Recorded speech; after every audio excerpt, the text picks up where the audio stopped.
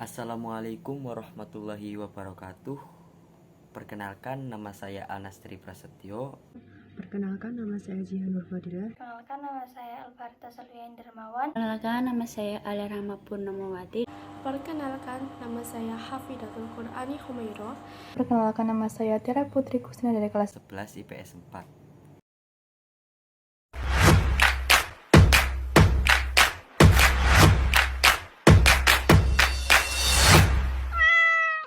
Kami dari kelompok 4 akan menyampaikan faktor-faktor apa saja yang mempengaruhi persebaran flora dan fauna. Yang pertama ada faktor iklim atau klimatik. Yang kedua ada faktor tanah atau edafik. Dan yang ketiga ada faktor topografi atau fisiografi. Dan yang keempat ada faktor biotik. Di antaranya adalah manusia, hewan, dan tumbuh-tumbuhan. Yang pertama, faktor iklim. Kondisi iklim merupakan salah satu faktor yang utama dalam pola persebaran flora dan fauna di suatu wilayah. Faktor-faktor iklim yang mempengaruhi persebaran flora dan fauna meliputi sebagai berikut. Yang pertama adalah suhu.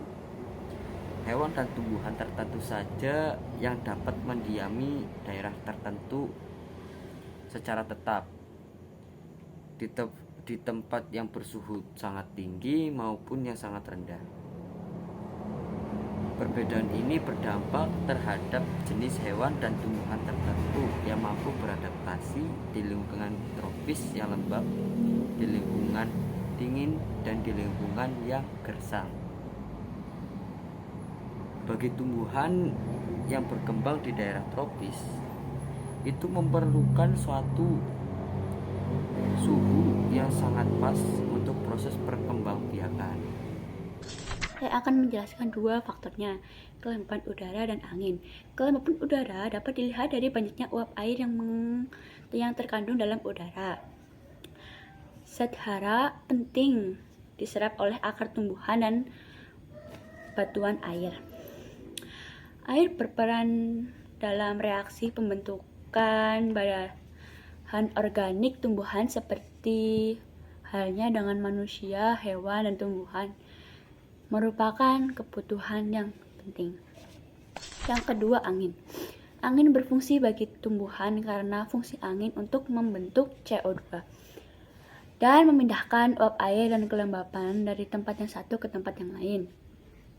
Tidak hanya itu, angin berperan penting dalam proses penyerbukan dan penyebaran biji-biji yang menjadi tumbuhan baru. D. Curah hujan.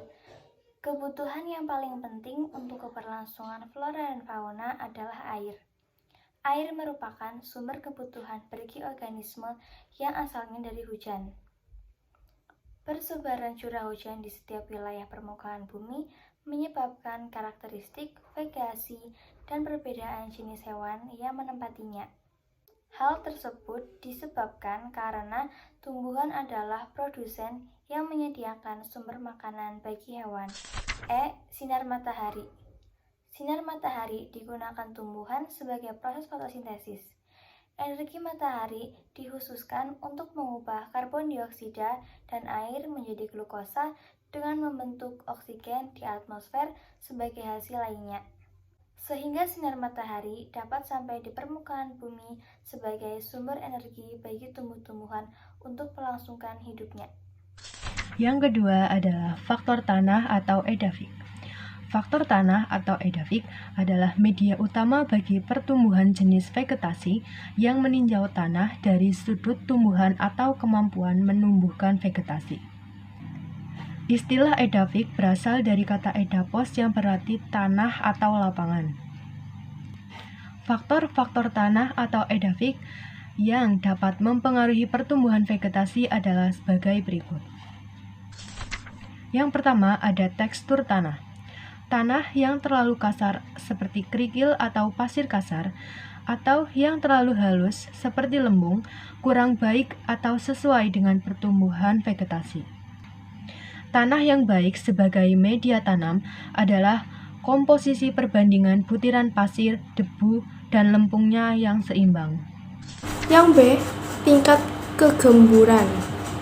Tingkat kegemburan dapat memudahkan tumbuhan dalam menembus tanah dan juga menyerap mineral yang berada dalam tanah.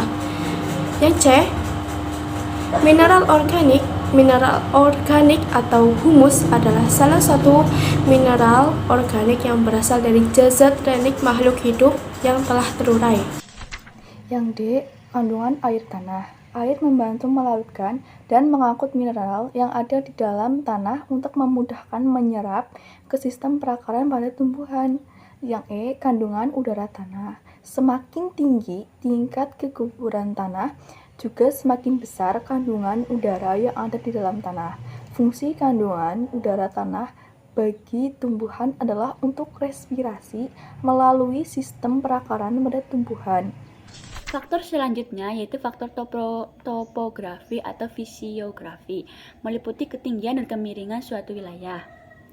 Semakin tinggi kenaikan suatu tempat, maka penurunan suhu juga akan terjadi di tempat itu. Hal tersebut mengacu kepada jenis-jenis hewan dan tumbuhan yang khas pada daerah-daerah dengan ketinggian tersebut. Sedangkan faktor topografi atau fisiografi mendasarkan kemiringan permukaan tanah. Biasanya tanah yang lebih miring memiliki jumlah flora dan fauna yang lebih sedikit dibandingkan dengan tanah yang rata. Penyebabnya yaitu cadangan air mudah hilang karena air bergerak ke bawah dengan cepat. Faktor biotik. Faktor biotik manusia. Manusia dapat mengubah lingkungan untuk memenuhi kebutuhan tertentu, seperti daerah hutan yang dapat diubah menjadi daerah pertanian, perkebunan, atau perumahan dengan melakukan penebangan reboisasi atau penumpukan. Nah, pada faktor hewan, hewan berperan dalam penyebaran tumbuhan flora. Contohnya seperti serangga. Dalam proses penyerbukan, burung, tupai, dan kelelawar yang membantu dalam proses penyebaran biji dalam tumbuhan. Sedangkan untuk tumbuh-tumbuhan adalah untuk menyuburkan tanah. Tanah yang subur menunjang perkembangan tumbuh-tumbuhan dan mempengaruhi kehidupan faunanya. Sekian dari kami. Wassalamualaikum warahmatullahi wabarakatuh.